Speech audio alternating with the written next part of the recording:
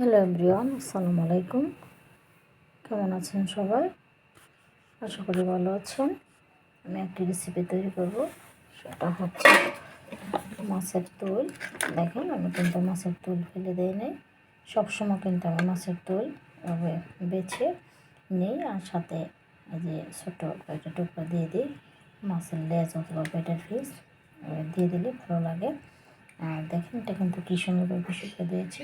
আমি কিন্তু এটার সাথে আলু কুচি করে নিয়েছি, আর পেঁয়াজ কুচি আর কাঁচামরিচ কুচি করে দিয়েছি বেশি পরিমাণের। কারণ এগুলির মধ্যে কাঁচামরিচ কুচিটা একটু বেশি ভালো লাগে, কারণ মুচের ফাঁকিটা কম দিতে হয়। তা দেখেন, আমি একটু হলুদ ফাঁকি দিয়ে দিই মাছের মধ্যে, কারণ এটা যেহেতু কষামো এই জন্য। আর মরিচের ফাঁকি অল্প একটু দিই, কারণ মরিচ দিয়েছি। লবণটা অল্প পরিমাণের দিই। সবসময় লবণ অল্প পরিমাণের দেবেন, কারণ লবণটা দেখে বুঝে দিতে হয়। আর একটু ধনিয়া ফাঁকি দিয়ে দিলাম। আমার বাকিগুলো দেওয়া শেষ। তাই আমি চুলায় কিন্তু আমার বসিয়েছি, তৈরি বসিয়েছি। এখানে কিন্তু আমার পেঁয়াজ কুচিটা দেবো। পেঁয়াজ কুচিটা করে তারপরে আমি দেখুন, এখন আমি আমার এই যে তৈরি বসিয়েছি, পেঁয়াজ কুচি দিয়েছি। এখন পেঁয়াজ কুচিটা একটু বাদামের কালার করলে আমি কিন্তু আমার মাছটা দিয়ে দিব। বাদামের কালার করে তারপর আমার মাছটা দিয়ে দিব। খুব একটা বাদামের কালার করতে হবে না, কারণ যেহেতু মাছ আমি কষানো, সেটা কম হলেও চলবে। মাছ আমার কষাতে হবে এই জন্য। তখন আমি মাছগুলো দিয়ে দিই, জলগুলো আমি জল কিন্তু মশলা দিয়ে কষিয়ে তারপরে কিন্তু সবজি দিলে বেশি টেস্ট। এটা সবসময় মাথায় রাখবেন।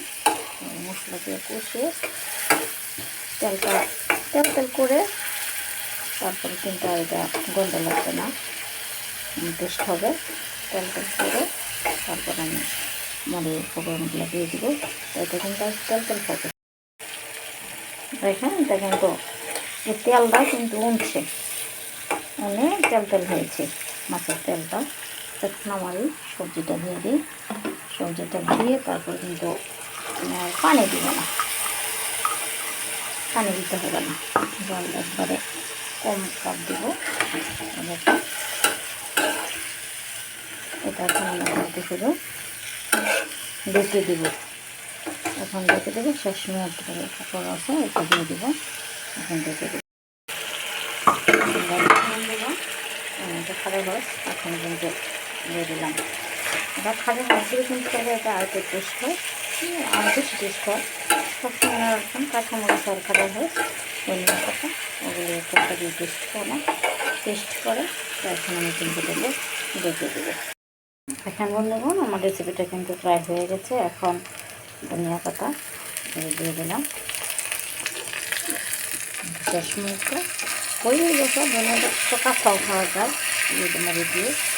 ধনিয়া পাতা দিয়ে আর বেশিক্ষণ না রাখলে চলে হয়ে গেছে। কিন্তু তেল হয়েছে, কারণ যেহেতু মাছের তেল, এই জন্য মাছের তেল কিন্তু আপনারা কেউ ফেলে দেবেন না। মাছের তেল দেখে তারপর কিন্তু এভাবে আলু দিয়ে রান্না করবেন। এটা কিন্তু দারুণ টেস্ট। আর যদি অনেকে শুধু তেল না খাইতে পারেন, তাহলে পেটের পিস অথবা লেজের পিস এগুলো দেবেন, দিয়ে তারপরে খাবেন, তবু ফেলে দেবেন না। তাকে আমি এখন উঠিয়ে পরিবেশন করে দেখাবো। দেখেন বন্ধুগণ, রেসিপিটা কিন্তু হয়ে গেছে, দারুণ সুন্দর হয়েছে।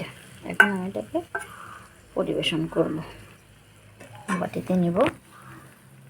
আর তখন আমি ওই যে আমার মজাদার রেসিপিটা পরিবেশন করলাম। তো এইভাবে আপনারা এই মাছের তোল রেসিপি, এটা কিন্তু খুব সুস্বাদু। আর মাছের তোল কিন্তু অনেক ভিটামিন, এটা জানেন কিনা জানি না, ভিটামিন এ ক্যাপসুল এটা কিন্তু মাছের তোল দেওয়া তৈরি করা হয়। তো এই জন্য এটা কিন্তু অনেক উপকারী। দেখেন, এগুলি আমরা খাই, বাচ্চারা খায় চোখের জ্যোতির জন্য। তাই মাছের তোল কেউ ফেলে দেবেন না। আমার মতো করে ভালো করে ধুয়ে পরিষ্কার করে তিতা জাতীয় একটা জিনিস আছে ওইটা, আদা, এগুলি সব ফেলে পরিষ্কার করে তারপর সাথে হালকা কিছু আলু দিয়ে অথবা পেটের পিস, লেজার পিস, এগুলো হালকা কিছু দিয়ে ভাজি করবেন। দারুণ টেস্ট। কাঁচামরিচ এবং ধনিয়া পাতা বাড়িয়ে দিয়ে তো খাবেন এবং আমাকে কমেন্ট করে জানাবেন। সবাই ভালো থাকবেন। আল্লাহ হাফেজ।